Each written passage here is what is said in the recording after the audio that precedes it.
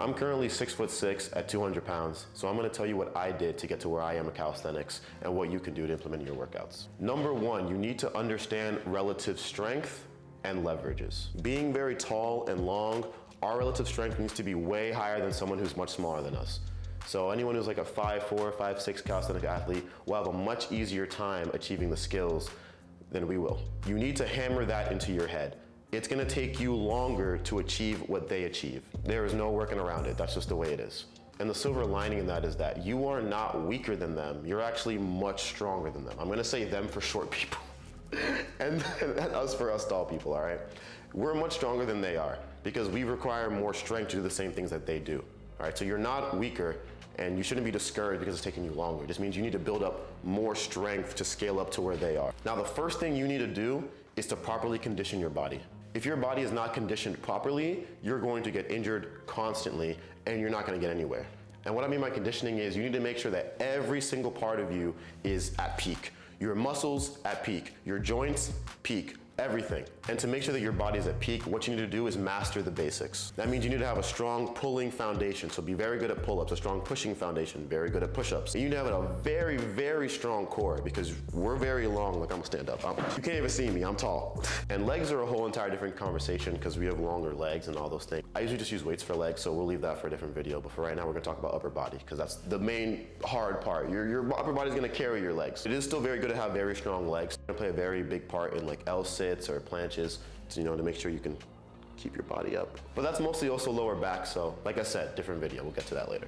Now that we have covered having a strong basic foundation, you need to also make sure that you're mobile. You need to have very good mobility, particularly shoulder mobility. You're gonna be doing a lot of handstand stuff, a lot of handstand push-ups, planches.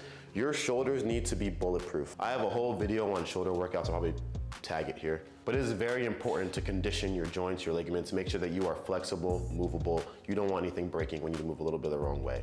And you're gonna have a lot of failures, a lot of falling over, especially with handstands. You need to make sure your body can twist and turn the way it needs to not injure yourself. Now, if you're just starting out your calisthenics journey, it's your very first time, you've been doing all your research, I know it can be very overwhelming. I myself had to do the same thing, going down the rabbit hole of Reddit posts or YouTube videos and everyone telling conflicting information. It's very confusing. What I've found is that everyone just actually needs a really specifically tailored experience for just them, and that can only really be achieved through trial and error. And when you're doing it by yourself, you don't even know which trial and error to go down, all right? You're just guessing. Now, I've already gone through it myself, and I've pretty much carved my own path after understanding how everything works. And I know that can be very long and time-consuming to do, so if you've been struggling to also carve your own path, you don't know where to go, you can work with me one-on-one, and we'll figure it out together. The form's gonna be in the description. Number two, you need to make sure you're eating properly. You need fuel for your body, and you have a very big body, all right? You need to make sure you're fueling it properly. No more junk food, no more candy if you're serious. I mean, if you wanna live life, eat what you need to eat, but for the most part, if you wanna be serious, just cut that stuff out. Candy, sugar, if you know you're overweight, maybe don't eat Snickers, The rule of thumb in general is if you're big, calorie deficit and train consistently. If you're skinny, calorie surplus and train consistently. Regardless, you have to be training and eating accordingly to where you are. And the last part of that is patience. I know we all want results now. We want everything fast. That's just not how it works. Now that you understand a bit of what you have to do at the start, here's a beginner circuit I want you to make sure you complete before you even start any skill training at all. That means before any handstands, L-sits, I want you to make sure that you have this part completed already, all right? I'm gonna put the beginner circuit up here. You're gonna be going in a circuit of doing pull-ups, push-ups, core work, and squats. There are varying levels to the circuit. Level one would just be doing them in a normal fashion without the circuit added. So just do 10 pull-ups, 3 to 5 sets.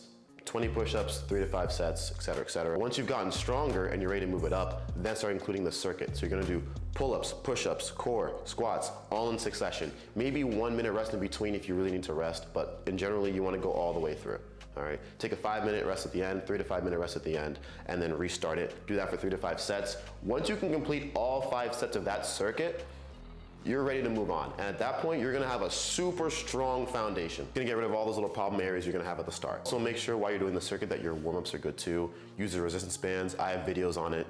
The card was probably earlier in the video. You wanna make sure that you're warming up properly before you start, because if you're injured, you're out. Please make sure you are resting properly. That doesn't mean work out one day, go in the next day. For this circuit, you're gonna be working out every other day. So Monday, Wednesday, Friday. Monday, Wednesday, Friday, Tuesday, Thursday, Saturday, however you wanna do it, but every other day you want a day in between a rest. When you're doing skill training, your resting is gonna vary depending on a lot of different factors. Listen to your body, it'll tell you what it needs. And with that, if you need more tips or motivation, I post daily on my Instagram. Other than that, comment any questions you have below and hit the bell so you know when I upload the video that answers your question. All right, you got this. Good luck.